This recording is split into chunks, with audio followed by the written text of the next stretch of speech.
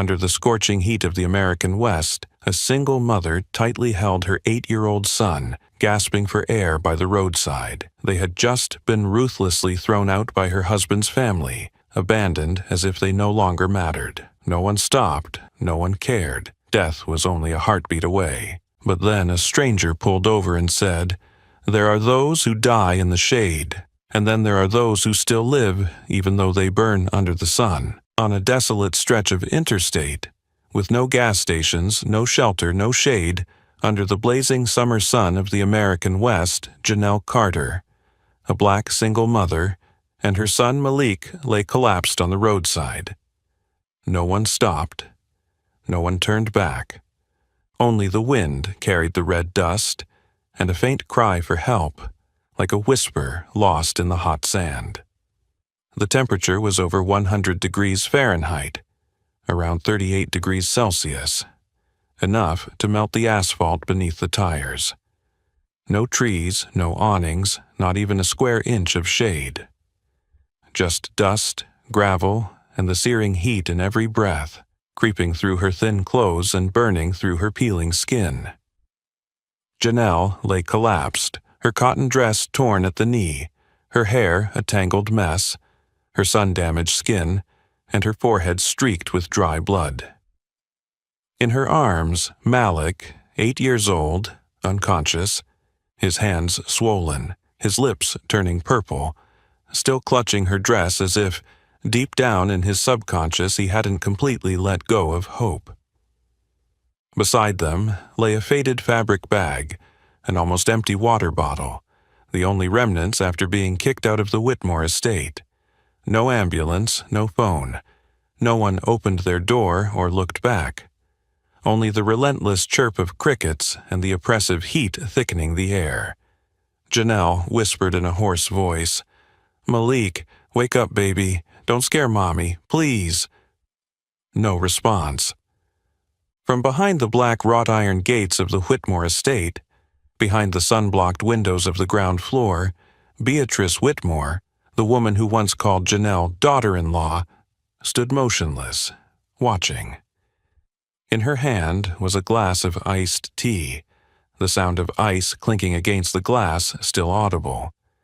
Her gaze was neither angry nor sympathetic, just a detached, contemptuous indifference, as if observing an animal that had wandered into her garden. Behind her stood Percy Langston, the Whitmore family's financial advisor. He sneered, speaking softly, "A black person stepping foot into this estate is a stain that can never be erased." Outside, the electronic gate slammed shut. Janelle sat holding her son on the sun-scorched lawn. She didn't lift her head, she didn't beg. She only held her son to her chest as if he were the last thing she had left. No one stopped to help. No one opened their door, the color of her skin and the prejudices blinding everyone around them. The dry wind blew through, carrying the scent of burning dust and the incessant buzzing of cicadas, as if even the heavens had given up. Janelle Carter rested her head on her son's chest, feeling Malik's weak breaths slowly begin to ease, to slow down, as if dissolving into the air, and then the sound of an engine hummed faintly, a soft screech of brakes, tires crunching over gravel. No urgency, no noise, but different from all the others. The silver-gray Ford F-150 pulled up by the roadside, right where all the other cars had sped past, as though they were invisible. The sunshade slowly lowered. The man inside rested his hand on the steering wheel. His face was rugged, sun-kissed, eyes squinting against the scorching sunlight. His gaze didn't just glance over and turn away, it stopped. A real gaze. Silas Whitmore, 41 years old, a reclusive millionaire, once the golden name of Western agriculture, until the fire consumed his house, his wife, his daughter. Since then, he had withdrawn to live alone in the midst of hundreds of acres of land, away from the spotlight, away from people, away from questions that felt like daggers. Are you okay? But today, Janelle's gaze was not a question. It was a silent plea, without words and without time. Silas opened the car door and stepped out. He was not in a hurry, nor did he try to appear virtuous. He stopped a few steps away from Janelle, just enough for her to see that he was no threat. His voice was deep, steady, no louder than the wind. "I won't touch anyone. But the boy's about to have a fever. I have water, I have a car, and I have a friend who's a former Army medic. Do you need help?" Janelle didn't respond right away. She lifted her face to look at him, her eyes still holding on to the inherent skepticism that a black woman learns throughout her life. Good people are hard to come by. Good white people, even more rare. The harsh words from the Whitmore estate still stung in her. "A colored puppet like you think you can climb into the white family tree? Charles married you for the novelty. What do you have besides that cheap skin?" Even at her husband's funeral, Beatrice had stood there in front of the crowd, a silk handkerchief in her hand, her mouth spitting out words cold as ice. "Janelle, there are doors made of precious wood, but not everyone deserves to walk through them, especially when their feet are still covered in the red dirt from the slums." Janelle had been silent too many times, and now, though there was nothing left to hold on to, she still tightened her grip on her son, hesitating. Silas saw that. He gently set a fresh bottle of water down on the ground, right in front of her feet, then stepped back. "I'll leave it here. If you need more water, I've got it. If you want to go to the hospital, I can take you. If you don't trust me, I'll drive away. But the child needs you awake." A simple gesture. But in Janelle's life, no white person had ever done this. No one had ever given her the power to decide. No one had ever asked her if she needed help. They only told her she should be grateful to be saved. She looked down at Malik. His lips were dry, cracked. She couldn't sit there for another minute. If she did, death wouldn't be far behind. Janelle nodded. Not a nod of trust, but that of a mother with no other choice but to hope in the stranger who finally stopped. Silas nodded back. He didn't say anything more. He opened the car door, lowered the back seat. On the seat was a freshly laundered blanket, a bottle of antiseptic water, and a small first aid kit. He spread out the cloth, poured water, and took a damp towel. No fanfare, no preaching, just action. Quietly, as if it were the most natural thing in the world. Janelle held her son tightly all the way. Every time the truck bumped over a pothole, Malik let out a soft groan, and she would lean over to shield his head, as if the slightest tilt would make the world crumble once again. Silas didn't ask anything. He drove silently, his eyes occasionally glancing at the rearview mirror, where the reflection of a weary mother and a child seemed to cling to life only by the purest form of love. When the F-150 turned onto the dirt road leading to the Red Mesa farm, the sun had already set. The last orange-red streaks of daylight stretched across the parched grass fields. In the distance, the farm appeared. A 3-story brick house, a white wooden fence, a faded red-tiled roof peeling with age, and a stable that stood as still as though it had stopped breathing. Silas turned off the engine, stepped out of the truck, and opened the back door without a word. Janelle cradled her son in her arms. Malik was now nearly unconscious. She walked slowly behind Silas, each step sinking deeper into the memories of being shoved out the door, of those scrutinizing glances. Fake. Worthless black trash pretending to be a lady. The door opened. No servants, no crystal chandeliers, just a clean wooden hallway smelling of dried grass and an air without judgment. An hour later, in the simple yet warm living room, Dr. Horace Avery appeared. A black man in his 60s, strong build, eyes full of experience. He had served on the battlefields of Afghanistan, where skin color didn't save anyone from bombs, but the heart could.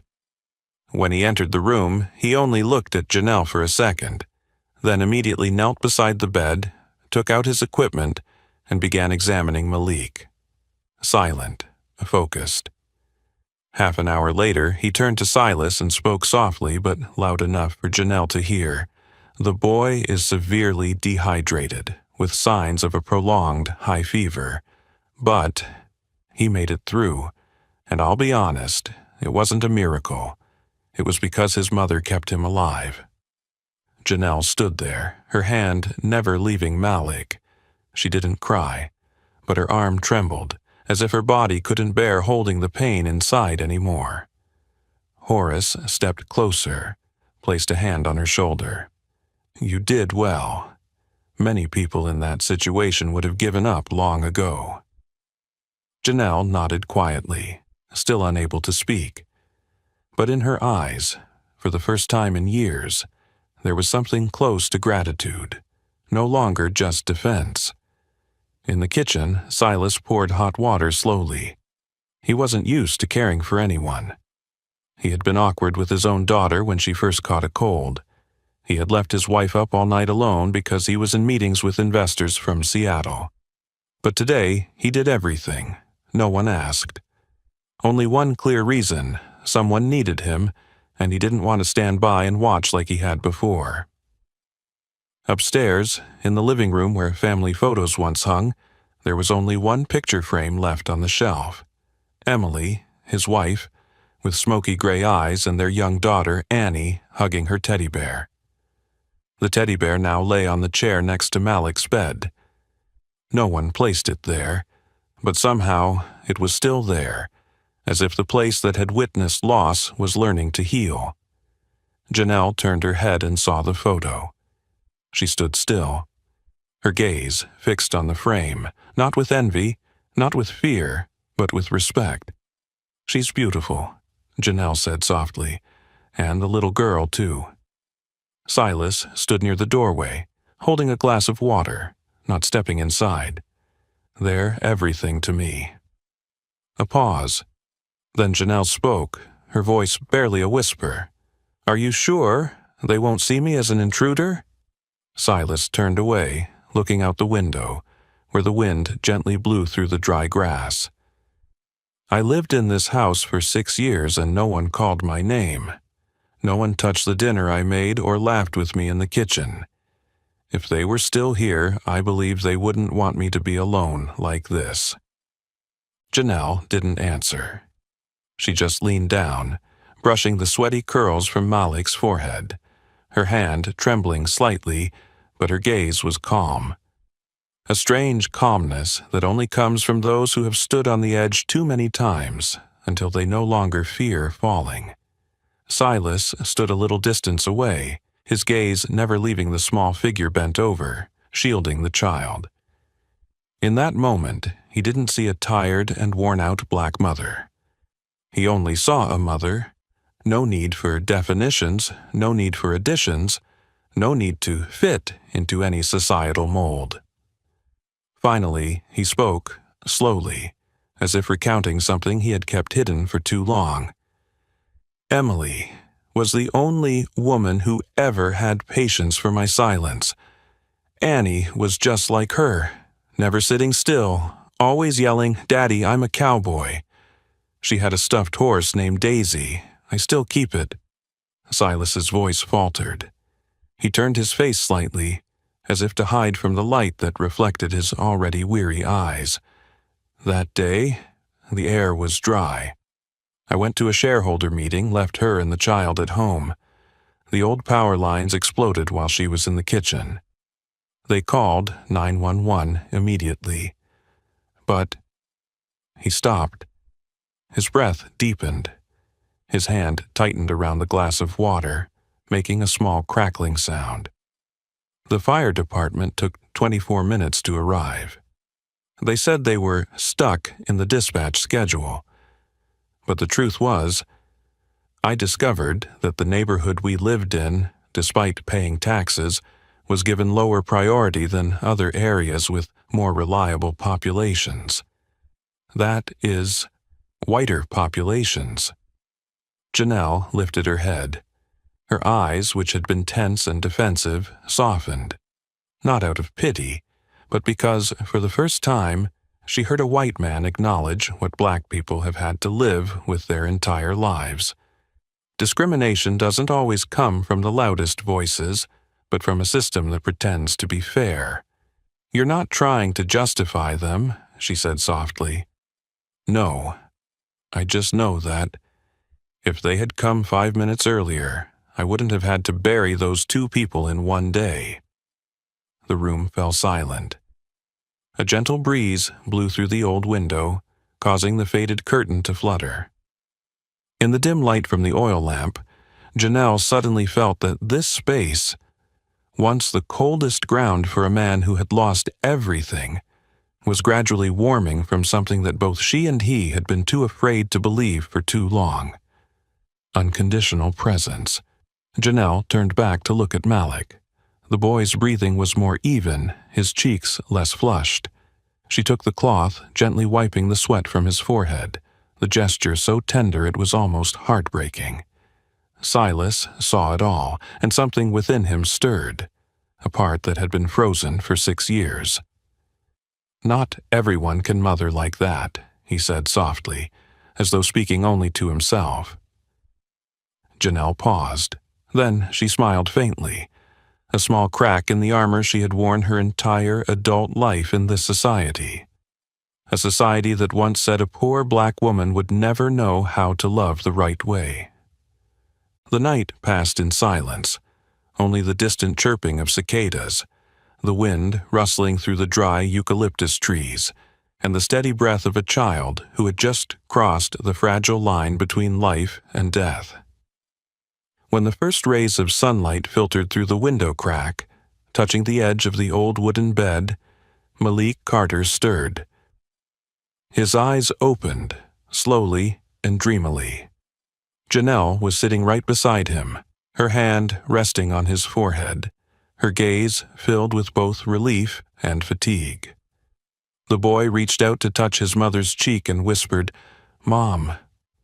Janelle leaned down, kissed his forehead, and smiled. But before her smile could fully form, Malik asked again, his voice young but sharp like a knife. "Mom, why did they chase us away like thieves? Is it because I'm black?" The question wasn't shouted. It didn't hold tears. But to Janelle it was a sound more painful than any slap, any insult, any bruise on the skin. Because for the first time, her 8-year-old son had learned that the color of his skin was a reason for others to hate him. She choked up. Her throat felt frozen, her heart squeezed tight in her chest. The words once hurled at her came back like thunder. "You don't belong in the Whitmore family. My grandson needs a wife with more breeding. You look like you just walked out of a fast food joint. Nothing noble about you, except your acting skills." Janelle had stayed silent, not because she accepted it, but because she thought herself strong enough to bear it alone. But now that cruelty had seeped into her son's eyes, and she knew silence was no longer an option. She tightened her grip on Malik's hand. "It's not because of you, my love. Never because of you." Malik looked at her for a long time, then nodded. But his gaze had changed. It was no longer clear as before. It had a scratch, small, but it would grow over the years unless someone helped him believe the opposite. Meanwhile, Beatrice Whitmore did not stand idle. She didn't need to shout or wave her hands like the extremists on the streets. Beatrice was the kind of person who caused harm with a silver spoon and polite words, cruelty disguised under a cloak of prestige. She didn't just whisper to a few shop owners in town, but personally visited the bakery, the pharmacy, even the church, always starting with the same tone. "I'm not judging. But if anyone has ever ruined my grandson's marriage and is living off white men, I think this town should be careful." A few days later, Janelle went to the bakery to buy milk for Malik. The saleswoman, an older woman who used to call her dear, when she walked beside Charles, now didn't even look at her. "We're not serving today," she mumbled, taking money from another customer. Janelle silently turned away. On the fence in front of the old church, someone had posted a white sign in bold letters, "Protect the community from exploitative women." No one named anyone directly, but everyone knew who they were talking about. On the town's social media, comments appeared. "She used to sleep on the floor of the estate. Now she's at someone else's farm." "The old tricks are still alive and well, huh?" "A bastard child and a sneaky mother. No place in Red Mesa." Silas knew, he saw it all, but he didn't tell Janelle. He only did one thing. Every morning, he would place a fresh loaf of bread on the kitchen table, pour coffee, and wipe clean each window frame, as if to say, "This house is yours, no matter what they say outside." Janelle saw all of it. She didn't say thank you, not because she was ungrateful, but because she was too used to people doing favors with a price to pay. But from her eyes, from the way her hand gently gripped the teacup Silas handed her, he understood. Elsewhere, Percy Langston sat in his office, holding a glass of wine, his hand gliding over the old financial papers Silas had signed. He chuckled softly. "If Whittemore really plans to stick with that black woman, I'm afraid we'll have to find a way to reclaim the land before things get more complicated." The dark corner of power was not in the courts, but in the deals made before anyone realized they had lost everything. In another corner of America, where skyscraper lights blur the horizon and rumors travel faster than the wind, Finn Morgan, an investigative reporter from Chicago, stumbled upon a comment in the Community Watch Silver Bluff group. "Black women seduce old, weak white men to get their money. It's still a common thing. The case at the Whitmore farm is a living example." Finn stopped. He wasn't easily swayed by social media, but there was something about the way that statement sounded, both familiar and disgusting, that made him open the Silver Bluff town files. 3 days later, he left the newsroom with a backpack, an old leather notebook, and a camera always fully charged. Finn had investigated civil suits involving racial discrimination, written explosive articles about police abuse of power, and uncovered corruption in asset litigation processes. He knew one thing for sure. Where there's an odd silence amidst a scandal, there's always someone being silenced. When Finn arrived at the Red Mesa farm, dusk had settled. Silas opened the gate, his eyes cautious, but when he heard the reason for the visit and saw the press badge, he silently gestured toward the red brick house, where the kitchen light cast a warm glow against the sunset. Janelle greeted Finn on the porch, offering a glass of lemonade with no ice and an old wooden chair with worn edges. She wasn't wearing makeup, didn't dress up, but in that initial moment of silence, Finn understood. This was not a woman looking for someone to tell her story.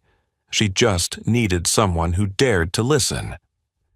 After more than an hour of conversation, Finn didn't rush, didn't interrupt, only wrote notes by hand, as if every word Janelle spoke was a thread stitching together the truth that had been torn apart. "I'm not here to write a piece about black women and anger. I'm here to find out who created that anger and called it natural," Finn said quietly. Janelle looked at him for a long time, then nodded. 3 days later, Finn got a copy of Charles Whitmore's accident report. The initial details were full of contradictions. He hired a forensic expert to reconstruct the scene, and what he discovered made his blood run cold. Charles's car was traveling at nearly 120 miles per hour, with no sign of braking. The Bluetooth in the car had been removed before the police arrived. The blood alcohol report was replaced with a lighter version. The last call before the crash wasn't to Janelle, but to a woman named Crystal Mooney, later identified as Charles's white mistress. Finn tracked down Crystal, now living in Dallas, and through a leaked recording from a backup software on an old mobile device, he heard Charles shouting, "I'm leaving Janelle soon, okay? But if you call while I'm driving again, I swear I'll—" The sound of a horn honking, the screech of brakes. Then, silence. Meanwhile, Finn also secretly contacted a local mechanic named Randy, who had worked on Charles's car. Randy clearly remembered someone picking up the car just hours after the accident, saying they were family, that someone was Percy Langston. Percy paid in cash, asked for a full electrical system check, and brought the original Bluetooth device. When Finn asked why Percy did this, Randy just shook his head. "I'm white, but I know what justice is. When I saw Janelle being vilified, I knew. Someone was whitewashing a very dirty truth." Beatrice knew Finn was in town. She invited a lawyer, while also whispering to the church pastor and a few women's group leaders. A freelance reporter? Well, she's probably the sympathy story type, calling for donations. Janelle's good at that. She knows how to ride the wave at just the right moment. Percy didn't just talk. He hired a private investigator to follow Finn, tried to hack into his computer, and even made an anonymous, threatening phone call. Some stories don't need to be dug too deep, my friend. Some deaths should be left alone. Finn recorded everything, in his own way. One rainy evening, in the small cafe at the end of town, Finn turned on his recorder, looking at Janelle and Silas. His voice was calm. "If you agree, I'll publish the whole truth, not just to protect you, but to stop people like Percy and Beatrice from using their power to erase their own mistakes." Janelle froze. Then she nodded, not for revenge, but because for the first time, her voice would no longer be silenced. The rain began to fall at dusk. Not heavy, but enough to wash away the red dust from the roof of the Red Mesa farm. In the kitchen, the yellow light spilled onto the scratched oak table. On the table were 2 cups of hot tea and a long silence between the two people. A man who had buried his emotions for 6 years and a woman who had been forced to stay silent her entire life. Silas sat across from her, his hand lightly resting on the table, his eyes fixed on Janelle with the patience of someone not seeking answers, but giving the other person the power to speak the truth. "Do you want to tell me about that day?" Janelle looked down at her hands, her slender fingers, worn with calluses along her thumb, the silent legacy of years spent hand-washing clothes, cooking, and holding on to a family that had never truly been hers. She took a deep breath. Then she began. "That morning, Beatrice called me to the estate. Percy was there, too. They sat in the main hall like 2 people running their own private trial." Beatrice placed a stack of papers in front of Janelle. Among them was a document giving up custody of Malik. She said, "If I signed, I would get a post-marriage support check, a blunt way of saying hush money." Janelle spoke, her eyes steady, not avoiding the truth. I asked, "What if I don't sign?" Beatrice just laughed, very lightly, as if she had expected that response. Percy stood up, nodding toward the 2 men guarding the door. Before I could react, they grabbed my arm. Malik screamed. One of them shoved him down the steps. His arm hit the edge of the stone, blood flowed, and they laughed. Janelle paused. Her eyes were no longer wet. The pain in her had long since moved past tears. I picked Malik up. He cried silently. I just remember screaming, "Don't touch my son!" Then running out the gate. No shoes, no purse, no phone. I walked over a mile in the burning sun. Silas clenched his fist. Inside him was a part of memory he hadn't invited, the image of firefighters holding him back while his house burned, the doctor shaking his head in the ICU. He knew that feeling of helplessness. But Janelle, she had carried it alone, with no one standing beside her. Janelle continued, I knocked on 3 houses nearby. One slammed the door. One yelled, "Please get out of this neighborhood." The last one called the police to remove the black homeless person causing trouble. Her voice shook, but each word held firm. I knew I wasn't white. I wasn't born into a class that could walk into the Whitmore estate without being looked down upon. But I am his mother. No matter how they think I don't deserve Charles, I'm the one who gave birth to my son. Silas looked straight into her eyes, his voice soft. You don't need anyone to acknowledge that, as long as you still believe it. Janelle smiled, a smile that wasn't light, wasn't safe, but one made from courage, from battles she never chose, but still had to fight. I used to think if I stayed quiet, if I was kind, if I behaved, they'd leave my son out of it. But no. To them we are something that must be cut out, because we stain the white bloodline of their prestigious family. On the other side of town, Beatrice was meeting with Percy in the living room of the estate. She poured wine, her hands adorned with silk gloves, her voice steady. She's starting to talk. And now there's even a reporter trailing her. Percy, take care of your part. I won't let a black woman destroy this family's legacy. Percy smirked, his voice low and gruff. I'll make sure she has no place left to speak. But this time, Janelle was no longer alone. And ahead, the truth was starting to speak. The news that Beatrice Whitmore had filed for legal custody of Malik Carter came as a surprise, but not entirely shocking to Janelle. She knew people like Beatrice would never let go of anything they deemed belonging to white bloodlines, even if they had cast it aside themselves. In the lawsuit, Beatrice's lawyer stated, Our client, Mrs. Beatrice Whitmore, the legal adoptive mother and remaining representative of the Whitmore family, requests custody of her grandson, as the child is currently living in unstable conditions, lacking legal education, with an unemployed mother, no property, and cohabiting illegally with a man of a different race and no marriage ties. Every word reeked of sophisticated rhetoric. No one explicitly said, a black person isn't worthy, but the entire narrative was a roundabout way of saying it. On the day of the trial, the Shady Valley courtroom was packed. At the front sat Beatrice in a gray suit, her hair styled high, sunglasses dangling from her collar like a reminder, I belong to a different class. Next to her was Percy Langston, leaning on a silver cane, his eyes cold as ice.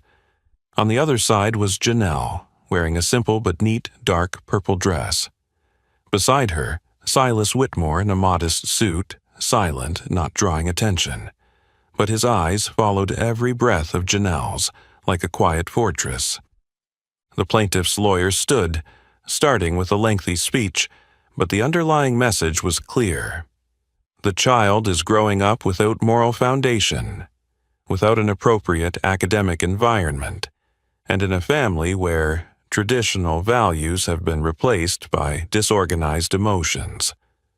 When it was Janelle's turn, she stood up, no lawyer, no representative, just her, alone. Her voice was calm, not shouting, not angry, but each word was as hard as chiseled stone. I don't have a marriage contract. I don't have a mansion, but I have something they don't. I've never abandoned my son, not even when I was thrown out into the scorching 104-degree heat, when I had to carry him across the desert, when his blood dripped onto my hands. The courtroom fell silent. No more pen tapping, no more murmuring. Janelle continued, her eyes fixed on the judge. I once thought, if I lived decently, my son would be spared. But no, there are people who will never forgive a child just because it carries half black blood, especially when that blood belongs to a family accustomed to sitting above the law. Beatrice subtly clenched the edge of her coat. Percy furrowed his brow, but Janelle didn't stop. If being a mother means not running away, then I've done it. If being a mother means carrying the weight of people's words, then I've carried it. And if being a mother means standing here, in a room where the color of skin is an unspoken crime, then I stand here, not begging, just not letting my child be robbed again. Finn Morgan, sitting in the back row, took notes. Beside him sat a representative from a major press agency, there to witness a trial, civil, but with an unusually moral tone. After Janelle's statement, the plaintiff's lawyer turned to cross-examine. "You're living with a white man without legal ties. Do you think that's a good model for a child?" Janelle smiled faintly, not out of sarcasm, but because the question was out of touch with the time they didn't understand. "I think the best thing for my child is to be loved, to be protected, and not to be taught that the color of his skin is something to be ashamed of." In the spectator seats, Malik sat next to Dr. Horace Avery, the man who had saved him, still holding onto the sketchbook tightly. The boy didn't understand everything about the trial, but his eyes never left his mother for a second. After Janelle sat down, Malik turned to Horace. "My mom is the strongest, right?" Horace didn't answer with words. He only nodded, very slightly, because he knew, in that courtroom there was only one person truly fighting to protect their family with all her heart, not the lawyer, not the property, but the bond of motherhood. When Janelle sat down, the courtroom seemed to sink into a silence as tense as a taut string. No one spoke, no one tapped their pen.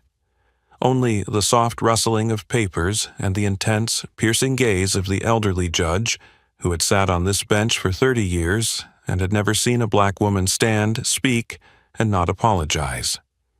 Then Finn Morgan stood up.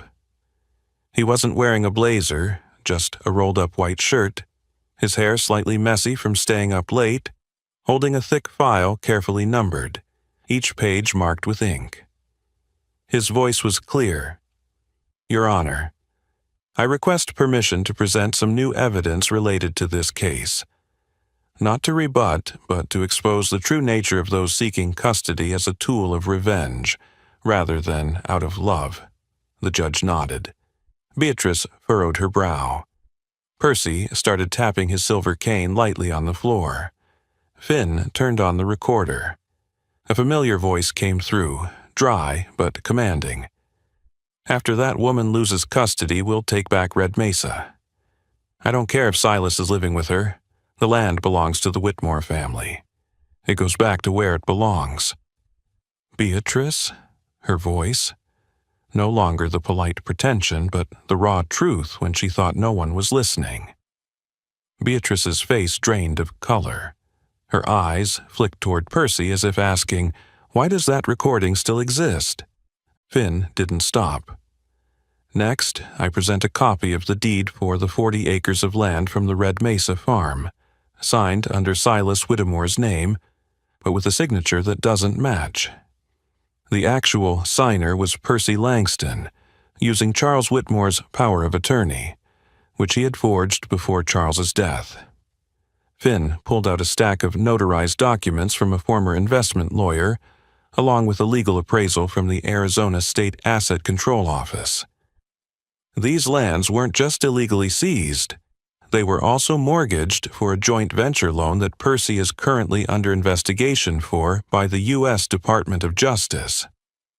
A collective gasp rose from the back of the courtroom. Beatrice closed her eyes. Percy stopped tapping his cane. His hand shook slightly. The cold air from the air conditioner suddenly became more noticeable. The judge nodded at the court clerk. And in that moment the door on the left side of the courtroom swung open. 2 federal officers entered, carrying an emergency arrest warrant for Percy Langston on charges of forgery of legal documents, federal financial fraud, unauthorized manipulation of assets. Percy mumbled, "I was just following Charles's orders. I didn't mean..." but the cold handcuffs had already clasped around his wrists before he could say anything else. Meanwhile, Beatrice remained seated, but the air of authority was gone from her face. Only a faint layer of lipstick couldn't conceal the paleness of her skin. The judge turned to her. "Do you have anything you'd like to say?" Beatrice looked around, seeing that all eyes had shifted away from her. The name Whitmore was no longer a crown. It was now a shackle. She stood up, trying to keep her voice steady. I just want what's best for the child." Janelle laughed. Not loudly, but at the right moment, and with the right meaning. "What's best for my son by taking his mother away?" As things seemed to settle, Silas stood up. He didn't hold any papers, didn't need notes. He just walked to the center of the courtroom, looked directly at the judge, then bowed his head slightly, as if he were an old farmer invited to an important meeting, not because he wanted to argue, but because the truth didn't need to be embellished. "I am Silas Whitmore, owner of the Red Mesa Farm. The current estimated value of the property is over $30 million. A murmur rippled through the room. But Silas raised his hand, then continued, "But I'm not here for the land, not for the money. I'm here for a boy who once called me Dad, on a day when his mother had nothing left but pain." He looked toward Malik, who was sitting next to Janelle, his eyes bright. "I don't need paperwork to be a father, but if I have to, today I'll sign anything to prove that. I will never abandon this boy. Not because of his skin, not because of public opinion, but because of my heart." The courtroom was silent. No more applause, not needed, because the truth had pierced deep into the lies, and everyone knew, even Beatrice. The sound of the gavel echoed through the old wooden courtroom of Shady Valley County, like the final tolling of a bell, closing everything that was false, cruel, and unjust that had once overshadowed Janelle Carter's life. The court rules: Janelle Carter shall have full legal custody of her son, Malik Carter. Silas Whitmore is recognized as the legal stepfather. There was no cheering, no applause, only a thick silence that seemed to breathe, a silence not from shock, but from respect. Janelle stood, her legs trembling as if she could no longer feel the ground. Not out of fear, but because, in that moment, all her strength had poured into maintaining her honor, the truth, and motherhood. She almost collapsed, but a steady arm wrapped around her. Silas. No words. He simply held her, like a shelter protecting her from the storm she had just emerged from. Malik didn't wait for anyone to remind him. He jumped from the row of seats, leaving his coloring book behind, abandoning the "hostage to mom" sign he'd hidden in his pocket. He rushed into his mother's arms, then wrapped his arms around Silas. His face lit up, his eyes shining. "Now I have a dad, right? Dad will never leave Mom, will he?" Silas knelt down, still holding Janelle's back. He placed his hand on Malik's shoulder, his gaze softening in a strangely peaceful way. "Never, son." No one laughed, no one cried, but the entire room seemed to breathe easier after a long storm. The elderly judge cleared his throat, but didn't continue speaking. Perhaps he knew that any words spoken now would feel insignificant compared to the greatness of that moment. On the other side, Beatrice Whitmore sat motionless, her gaze fixed on the silver cane Percy had left behind, like a relic of a failed game. Her lipstick faded. The proud posture she usually carried now slumped, as if the air around her had shifted. "It's impossible," she whispered. But the court didn't need her to believe. For the first time, the truth didn't need her permission to be acknowledged. Percy Langston was no longer in the room. He had been taken away 10 minutes earlier, but the echo of his handcuffed footsteps still seemed to pound into every corner of the wooden courtroom. The forged contracts, the financial schemes, the malicious whispers, all now stood as unlawful evidence, no longer tools of power. As people began to leave their seats, an older woman, Mrs. Mildred, the sheriff's wife, walked over to Janelle, placing a hand on her shoulder and squeezing it gently. "I've never seen anyone fight as beautifully as you, Janelle. Not with money or fame, but with a heart that doesn't know how to surrender." Janelle took her hand. She didn't say anything, but her eyes, for the first time in many years, were no longer guarded. There was only the relief of someone who had finally lived as their true self. In the far corner, Finn Morgan closed his notebook. He didn't need to take any more notes. He knew the article he would write wouldn't be about a trial, but a declaration of life. A black mother doesn't need anyone to define who she is to be a mother. Stepping out of the courthouse, the wind blew softly, carrying the chill of early March. On the steps, Silas held Malik's hand, with his other hand gently supporting Janelle's back. The three of them, no shared blood, but walking together as a true family. Behind them, a decaying billboard with the words Whitmore Legacy Foundation swayed in the wind. An old symbol, no longer cared for, no longer kept straight. One late spring afternoon, a gentle breeze blew across the hills to the west of Red Mesa. Fresh green grass sprouted among the dry, weathered rocks. The sky was as clear as a lake, with only a few white clouds drifting like the breath of memories. Silas walked slowly along the narrow trail leading up the hill, his hand tightly holding Janelle's. Malik ran ahead, carrying a bouquet of wildflowers he had just picked from the valley below. Each step was a convergence of what had been lost and what was beginning to sprout anew. At the top of the hill was a small family cemetery of the Whittemore lineage, where only a few simple white stone markers stood.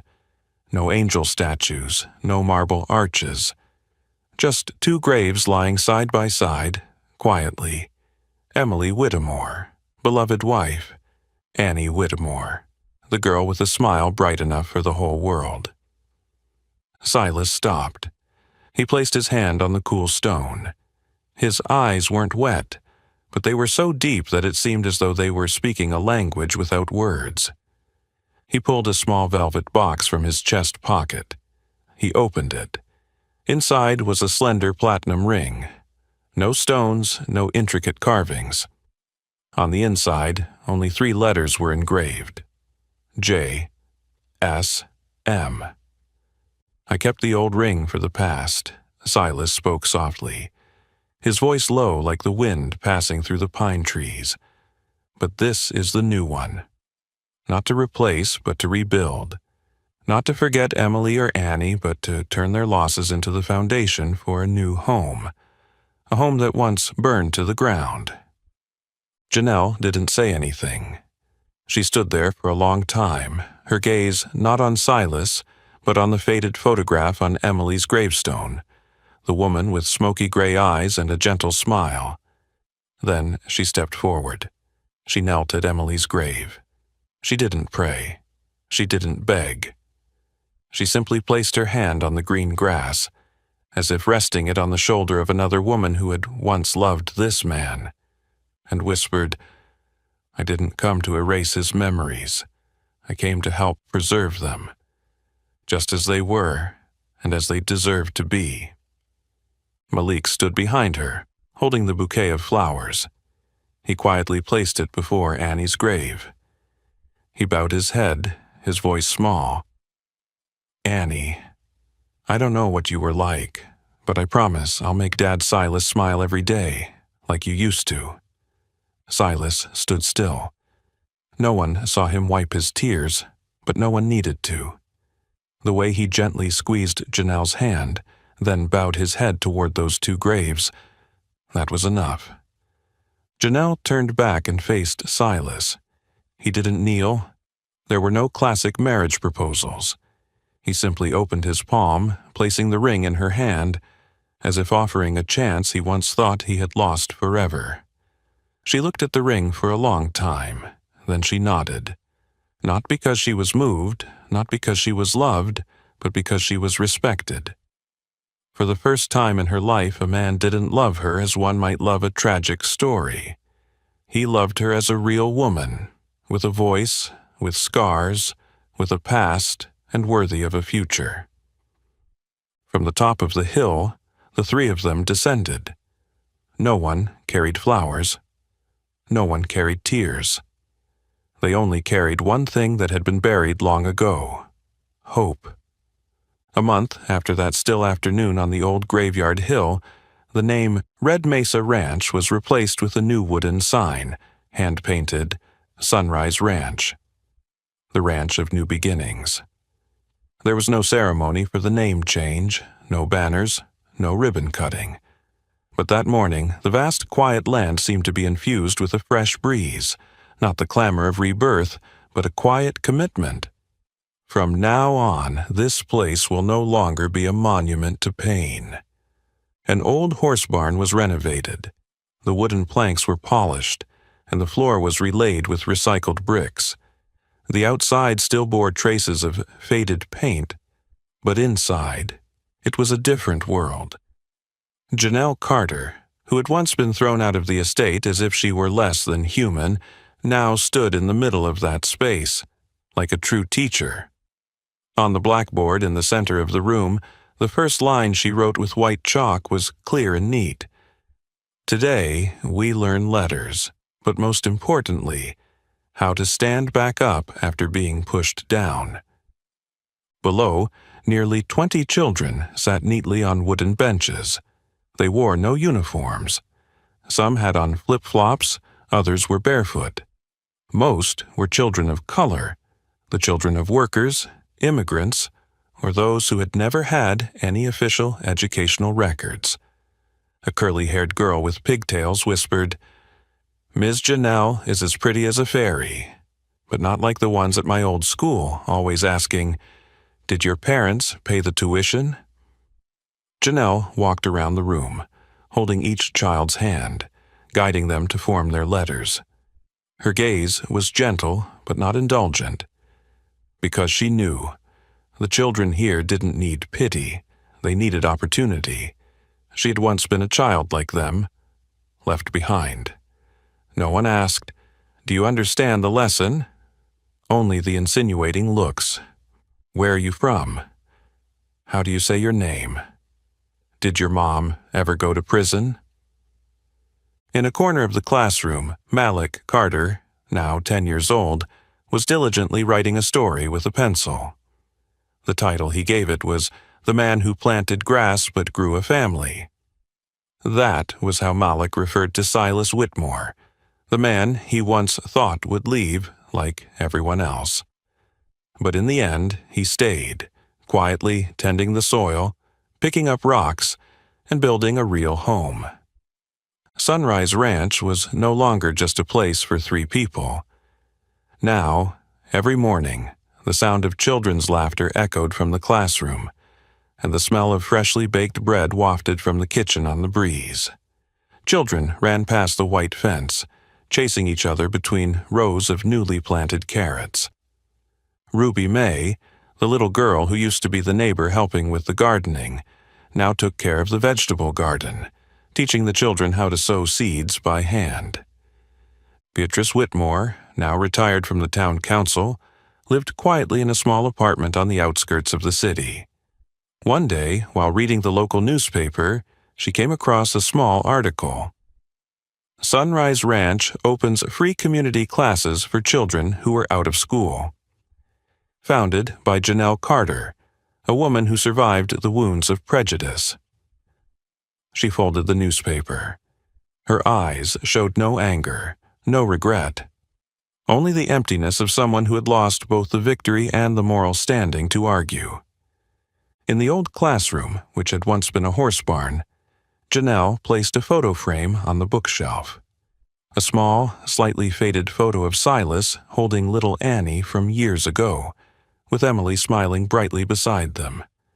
Under the photo, Janelle wrote a line with white chalk, hanging it at the corner of the board.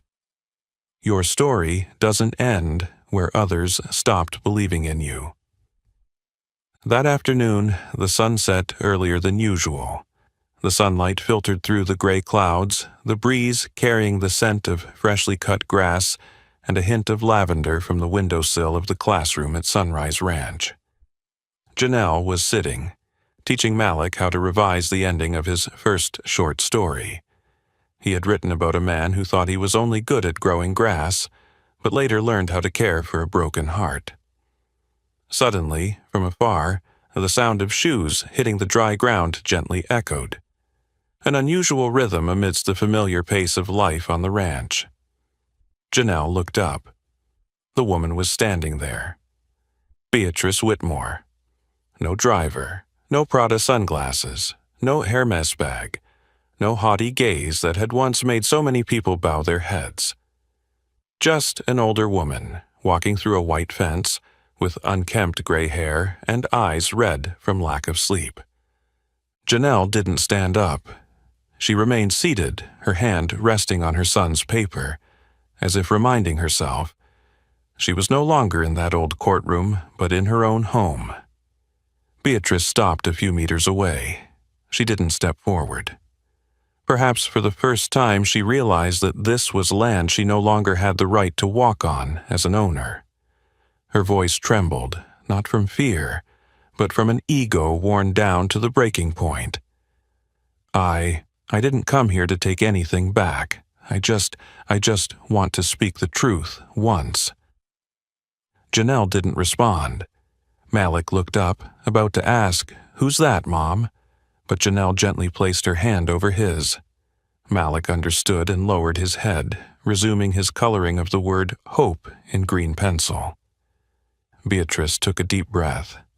"I envy you, not because you're Malik's mother, but because Charles once looked at you with eyes that I never received. Even when he no longer loved me, I thought, I could reclaim the legacy by erasing you from everyone's memory." Her voice choked. But that was wrong. A silence fell over the entire space. The wind blew through the doorframe. The old horse barn door, now a classroom, creaked softly as if reminding them of memories no one wanted to repeat. Janelle didn't say, "I forgive you," not because she lacked compassion, but because forgiveness was not something that needed to be spoken, especially to someone who had once stripped her of her voice. She only nodded gently, not to make peace, but to let go, for herself.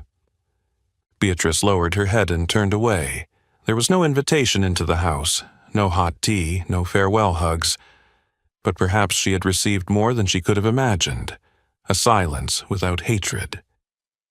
A few weeks later, Percy Langston was sentenced to 5 years in prison for forgery of financial documents, fraudulent trust asset manipulation, slander of an innocent person's identity. There was no one to see him off, no one waiting outside the courthouse, only a prisoner transport vehicle arriving on time and 2 federal officers, unknown, impassive.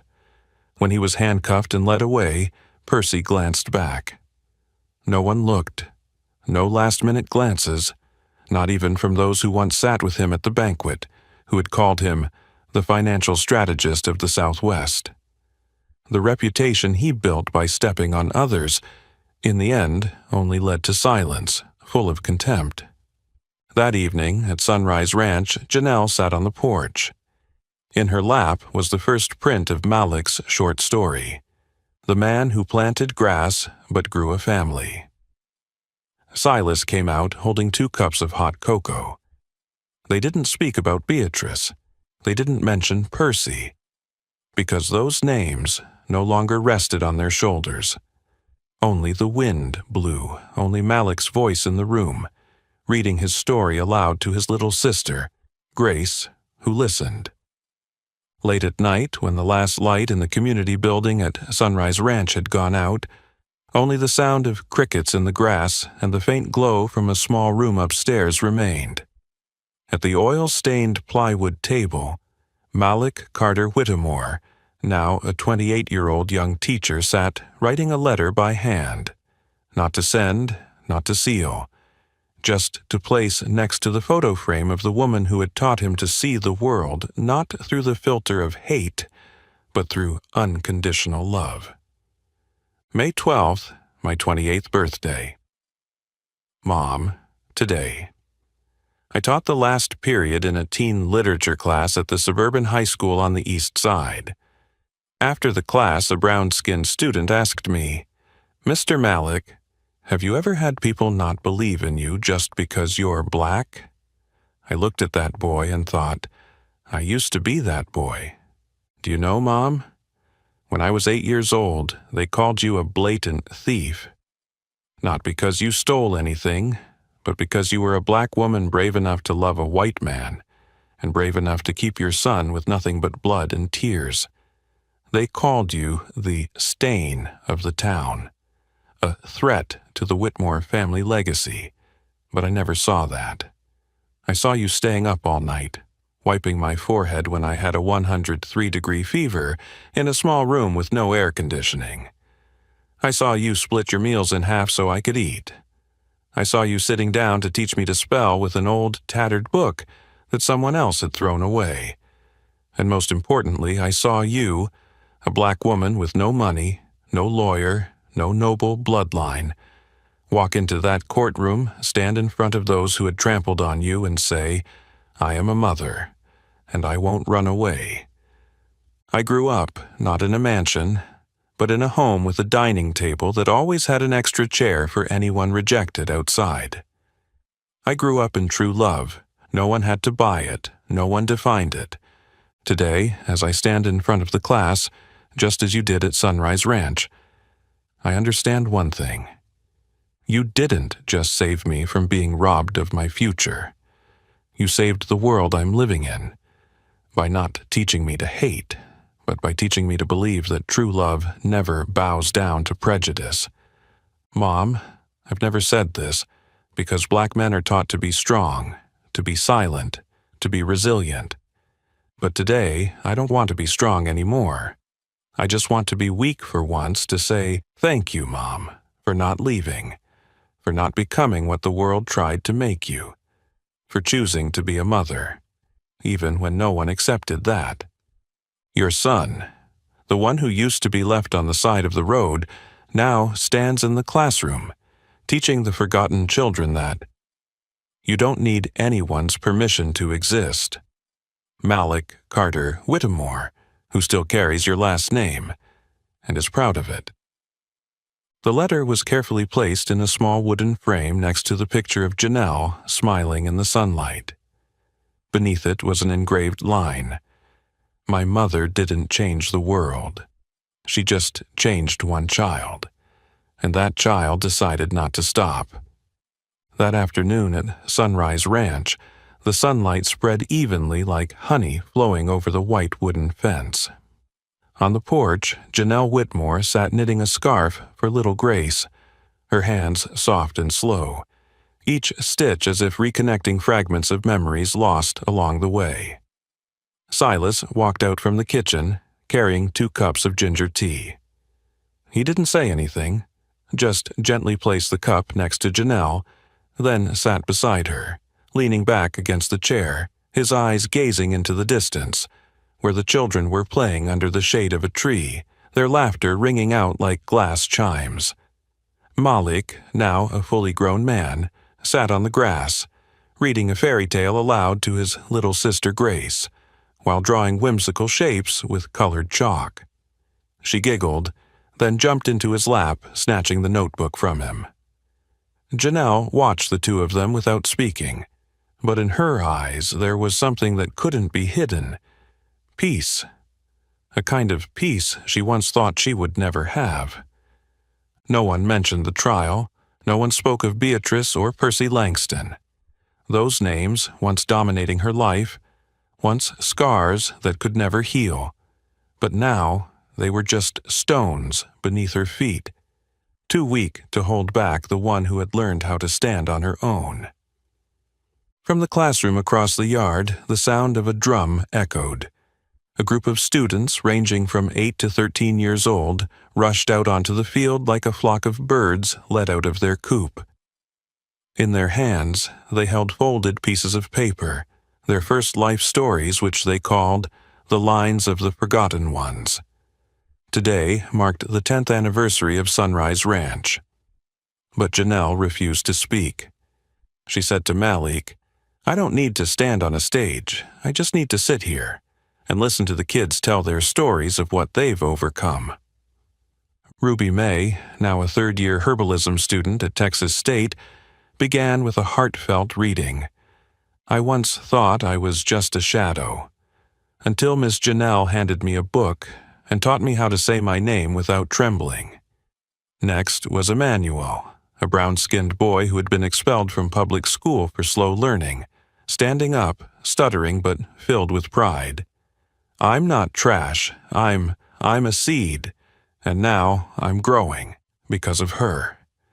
There was no champagne, no violins, no fresh flowers wrapped in satin, just homemade cornbread, freshly squeezed lemonade, and scattered applause, sincere but imperfect, like tiny crutches lifting the hearts that had been broken.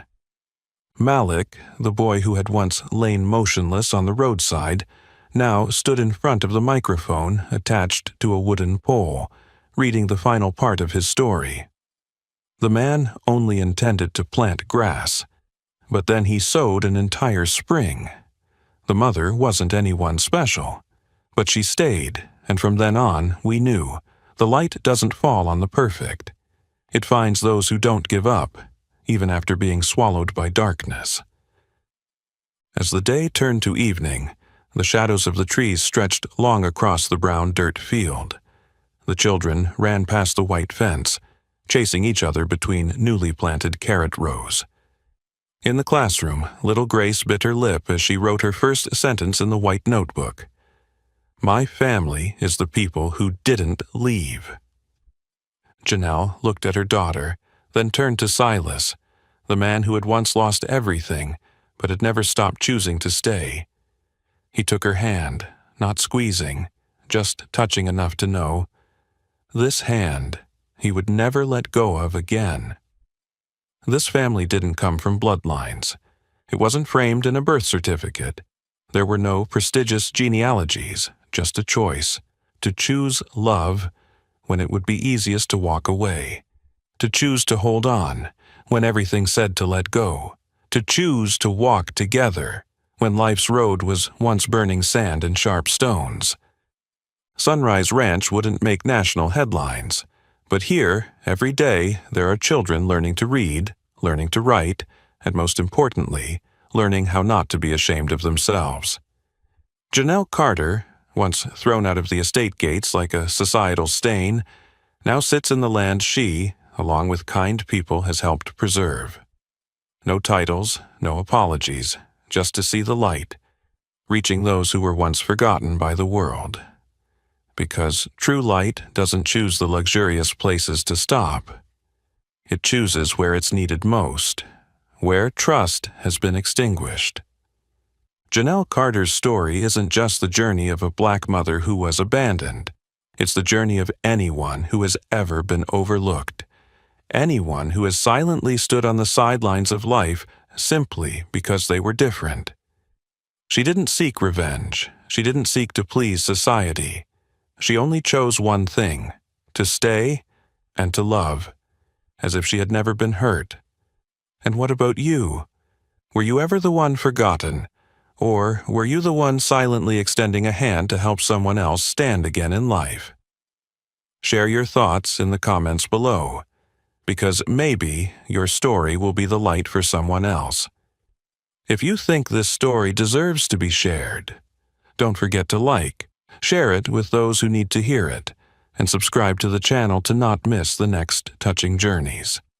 Because light, when shared, will never fade,